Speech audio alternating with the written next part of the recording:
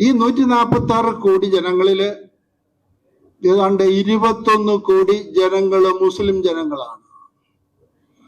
3-4 കോടിയോളം ക്രിസ്ത്യാനികളാണ്. ഇത് രണ്ടും ചേർന്ന് മേജർ മൈനോറിറ്റീസ് ആണ്.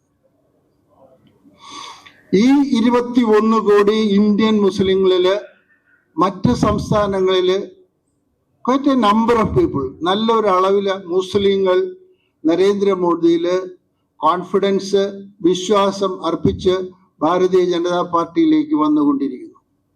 അതേ അവസരത്തിൽ ഓൾ ഇന്ത്യ ലെവലിൽ നിന്നും കേരളത്തിലേക്ക് വന്നാൽ കേരളത്തിലെ 360 ലക്ഷം അല്ലെങ്കിൽ 3.6 കോടി ജനങ്ങളില് 27% വർക്കൗട്ട് ചെയ്താൽ 95 ലക്ഷം മുസ്ലിങ്ങൾ 95 ലക്ഷം മുസ്ലിങ്ങള് വിട്ടുനിൽക്കുന്നു, മാറി നിൽക്കുന്നു, മുഖ്യധാരയിലേക്ക് വരാതെ നിൽക്കുന്നു.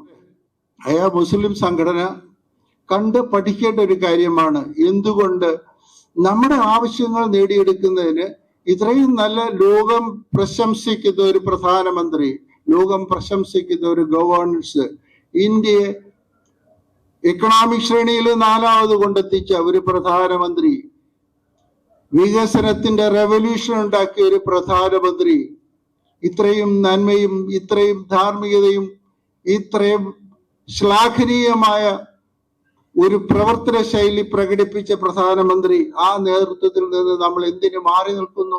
ഈ ഒരു ചോദ്യം ഇന്ന് മുസ്ലിങ്ങൾ പോലും ചോദിച്ചു തുടങ്ങി.